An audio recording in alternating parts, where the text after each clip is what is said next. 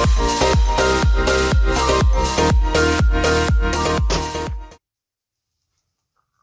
the heck? Weird. Hello guys, welcome back to my YouTube channel. I'm gonna be straight up with you guys. It's kind of hard for me to come up with new and interesting video ideas while being stuck in quarantine, especially since my videos so far have been sort of like lifestyle related or vlog-esque. When you're in the same place and you can't really go anywhere, you can't really vlog anything. Today, decided to do a Q&A. I asked a bunch of you guys on Instagram to send me some questions, and I got a bunch of questions, so I'll answer them today. So for the first of the questions, my boy Chris, he asks quite a few questions actually. He asks, what's the move? Not sure what you mean by that, but I'll just answer that with, we're all in quarantine, and the move is to stay at home, wash your hands, try to stay active, maybe do home workouts or whatever. That is really the move right now these days, huh? He also asks, why don't you party with me? Well, one, it's kind of like a weird situation to do that right now with things happening. Also, I'm not really a party person. I don't know if you guys know that about me, but I don't really particularly enjoy partying that much. There's only really a few reasons I would do it, but it's very rare for me to actually want to do or go and attend a party. He also says, te miras bien guapo, which I don't know if that's good pronunciation.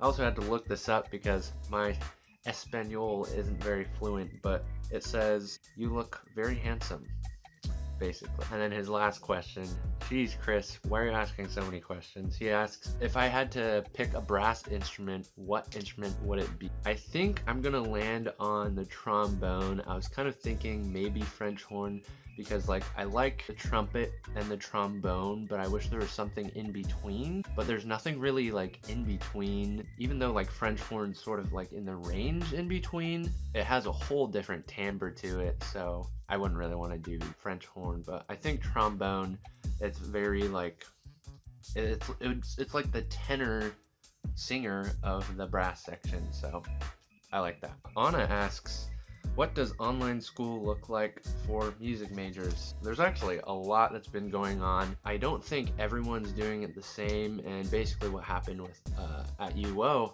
which is the school I go to, the administrators were basically like, hey guys, we need to do things remotely. You guys have to figure out how you're gonna do your curriculum. All my teachers are kind of doing it very differently. I don't know if it's a good thing or if it's a bad thing. I do think it's a little confusing for me sometimes because there's also like different streams of communication, and I don't know whether to check Canvas, which is how I find my assignments, or whether to check email, you know, whatever it is. So I just end up checking everything that I can, and then I'll end up getting as much information as possible. But I wish there's like one thing that I could just look at and see like, okay, this is what I need to do. Or like a platform where every single instructor were to instruct their students off of, instead of email or Canvas. Sometimes the announcement in Canvas are like sort of linked with emails. So it's really kind of confusing. I know that's kind of like a ramble on like how just things are organized. I am pretty excited about a project that we're doing in the wind ensemble. So to sort of explain the project, my wind ensemble director asked a bunch of directors in the area around Oregon what pieces they're working on, and we're actually going to make instructional videos about their pieces. Like I'll get like a random band piece and I will look at the clarinet part. I'll make a video probably discussing difficult parts in the piece and how, like, you know, what kind of exercises students can work on to improve that piece. I'm also kind of excited because this means I can sort of advertise myself at the end of my video, which is sort of what they suggested we do, and be like, hey, if that helped you or you're interested in learning more from me, here's my contact information, and I might even be able to teach lessons remotely. There's so much that goes into it, Anna, so if you actually want some more information, hit me up, because just like everything's different than what it was when everything was in person, you know? Thank you for your question. I actually do not know this next person. Andreas, I'm guessing, is how you pronounce it. He has like an accent on the E. He actually has a few questions as well. He asks, when did you start playing music? I started playing music in 5th grade. And he also asks, when did you start taking music seriously? This is sort of like a vague thing. There wasn't like one specific time that I decided, okay, this is like what I want to pursue as a career. And you know, it's very complex. I started taking lessons, like private lessons, in 8th grade. There's a few moments in high school, like my sophomore year and junior year, where I really enjoyed it so much. And part of it was because of like the groups I was in and the opportunities I got to play with so many amazing musicians.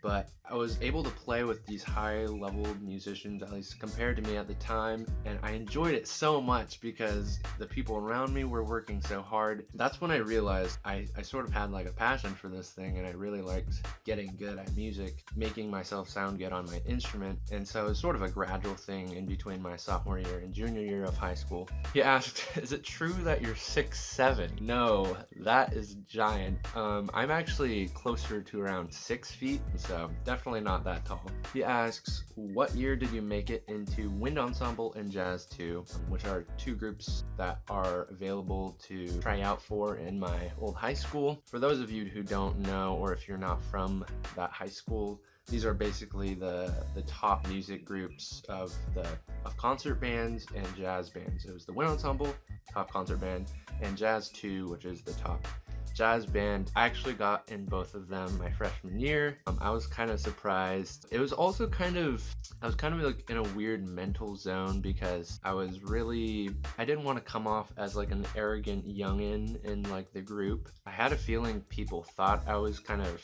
arrogant about my skill level because I was ahead of like my grade level, but hopefully I didn't come off that way. I was trying really hard not to come off that way. I don't know if it worked, but whatever. My boy Caleb, love you, I miss you. Can't wait to see you again. But you asked, do you know how to file your taxes? I do not. That is that's a thing that happened. I will do it this year for the first time. I'm getting some help from my younger sister. I'll do it, hopefully get some tax returns, some cash to spend maybe, or to just pay for my college bills. We'll see. But yeah, school doesn't really teach you how to do your taxes. If you're in school, look up videos on how to do your taxes or ask your parents. That's something that you should learn how to do. It's a very important skill. Okay, getting to the last question here. My friend Jake, he asks, what is your UO practice routine? Okay, so recently I've been a little slacking on my routine, but the practice routine, clarinet routine if you will, that my professor prescribed for all of the students is to basically do, you know, 1 set of long tones where you're doing like 4 whole notes, chromatic all the way up the range of the clarinet, and then I'll do close A scales pretty much every day. Not as consistent right now, unfortunately, but I want to get back into it. And then we're also doing arpeggios, which I actually haven't really practiced before this school year, and I have seen how much it has helped me play arpeggios. And then also thirds, and there's like a few different chromatic exercises he prescribes for us. Also, Jake, if you have any other questions, I can give you some more info if you actually want to look at the music that we do.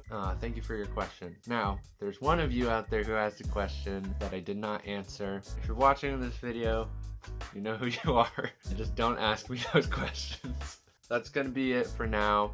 Thank you so much. If you guys actually have any cool video ideas or suggestions you'd like me to try out or film, I would love to try out some new things. Anyways, thank you for watching the video.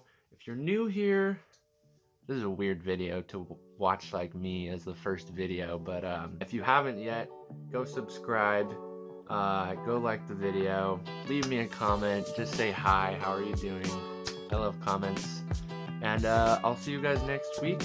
Hopefully we have higher tier content, but I'm sort of figuring out my routine again with classes, like online classes and assignments and stuff like that.